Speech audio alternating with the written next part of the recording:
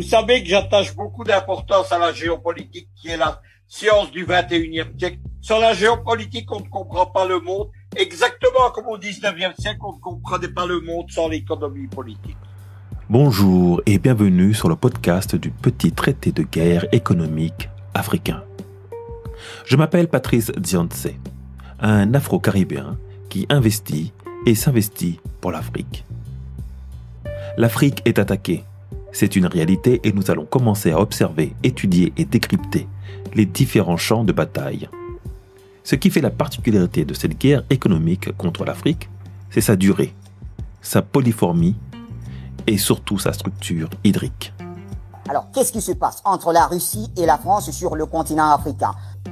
Moi, je voudrais recadrer le sujet, parce que ce qui oppose en Afrique, le bloc américano-occidental et le bloc de l'Est, ce n'est pas la Russie et la France, c'est la Russie et les États-Unis. Les États-Unis ont lancé le printemps arabe et puis le printemps africain pour chasser les Chinois et maintenant les Russes d'Afrique. Et les Français, c'est une puissance secondaire sur le déclin.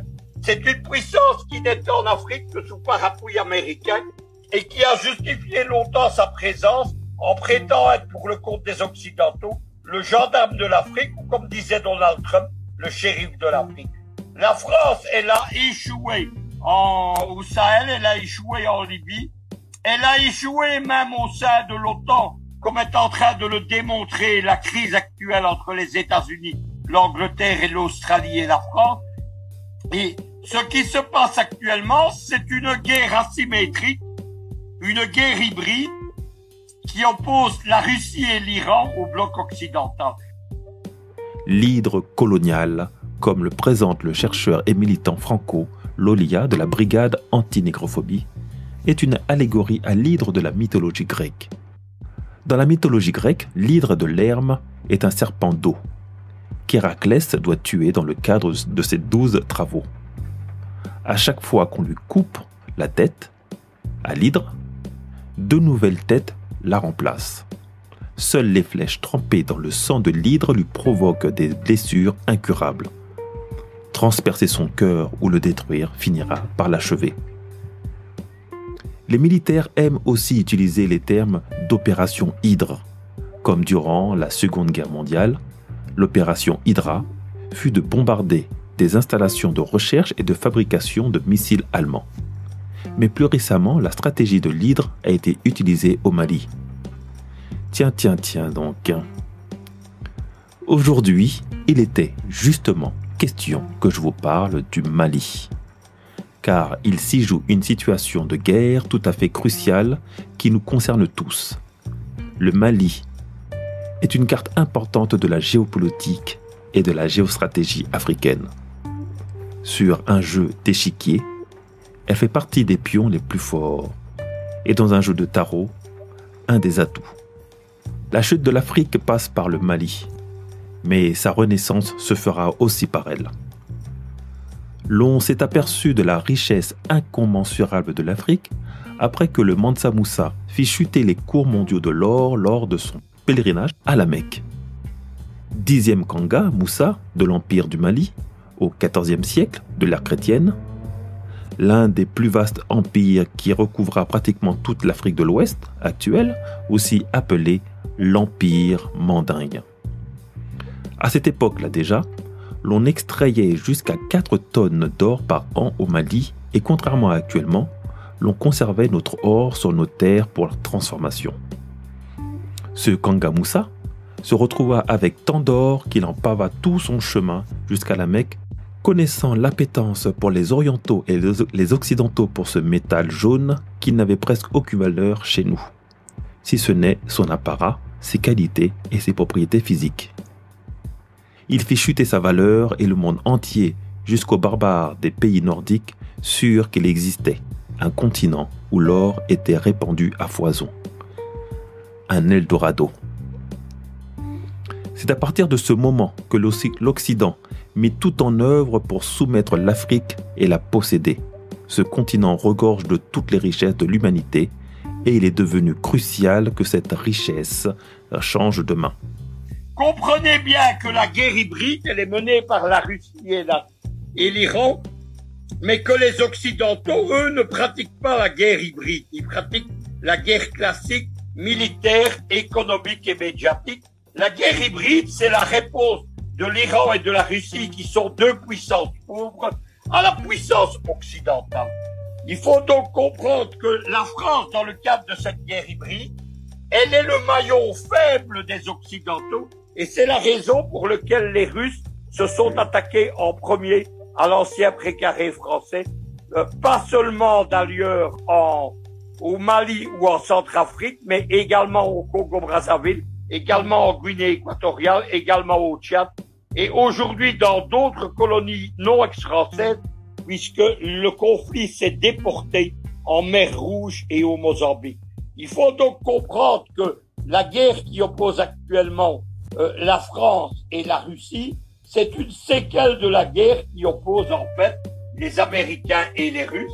Et la Russie s'attaque aux Français parce que ce sont les faibles. Effectivement, la guerre hybride, elle rencontre le succès. Elle rencontre le succès militairement avec des firmes de sécurité. Elle rencontre le succès médiatiquement. Et elle rencontre le succès géopolitiquement, en particulier dans le golfe de Guinée et dans l'océan Indien et en mer Rouge. L'hydre coloniale prend naissance à ce moment-là. Et en 2013, lors d'une opération de l'armée française en territoire malien, ce terme ressurgit, comme par hasard. L'on veut nous faire croire que l'hydre, ce sont les armées djihadistes par les multiples têtes de ce mouvement, tantôt Al-Qaïda, tantôt AQMI, tantôt Boko Haram, mais le corps de l'hydre a toujours été en Occident. Et les différentes têtes se trouvent toujours à côté des lieux géostratégiques miniers et pétrolifères, là où il y a de l'or, du pétrole, de la bauxite ou de l'uranium. Il a été convenu, depuis le début de cette guerre, qui démarre dès la chute des pharaons, de désarmer le continent de toutes ses armes. D'abord de sa force vitale, avec les razzias négrières, cela aurait été une opération de dévitalisation du continent, en la vidant de ses ressources les plus intelligentes et les plus costauds. Ce qu'on ne nous dit pas, s'agissant des razzias négrières, c'est qu'on en a choisi l'élite intellectuelle, politique et militaire pour être bannie. On est très loin de l'imaginaire de la série Racine, avec des ponctions aléatoires. Les enlèvements étaient ciblés car l'on avait besoin de compétences spécifiques pour dompter les îles Vierges et les Amériques et construire de nouvelles cités de l'autre côté de l'Atlantique. Tout comme le furent les prêtres égyptiens pour bâtir la Grèce antique quelques millénaires précédemment. C'est donc une défaite globale française et elle annonce d'ailleurs une défaite plus globale du bloc occidental. Les États-Unis sont à la contre-attaque. Ils sont en train de développer depuis une année. Le plan a été préparé par Donald Trump, il est appliqué par Biden. Il faut arrêter avec tous les discours sur Trump président, nationaliste, anti-système, etc. Les présidents américains, depuis Bush 2, ils font la même politique. Sous Obama, sous Trump et maintenant sur Biden. On a donc préparé une contre-attaque occidentale.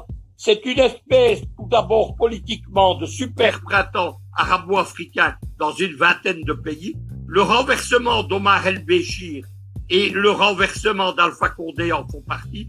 Et secondement, il y a le redéploiement des Américains et de l'OTAN. L'OTAN, jusque-là, concernait uniquement l'Afrique du Nord, essentiellement le Maroc et la Libye. Aujourd'hui, la zone d'activité de l'OTAN, elle est en train d'être déployée depuis la Méditerranée jusque la mer Rouge. On nous a ensuite désarmés mentalement et spirituellement, car ça marche ensemble. Et cela a concouru à faire chuter notre qualité de science cognitive.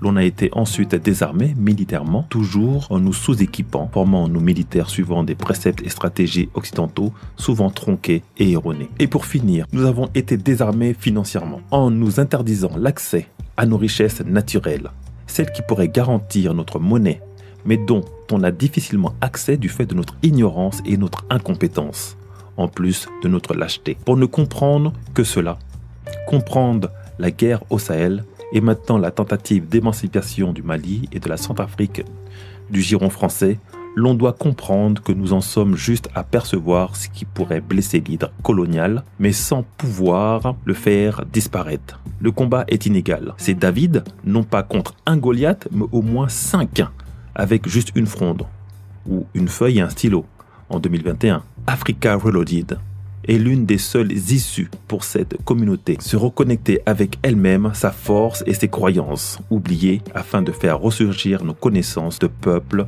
de bâtisseurs. La France au milieu de tout cela, c'est un des points d'attaque de la Russie, mais ce n'est pas le sens principal de la manœuvre. Je suis Patrice Dziantse, un Afro-Caribéen qui s'investit pour l'Afrique et investit en Afrique. Entreprendre ou mourir, nous vaincrons.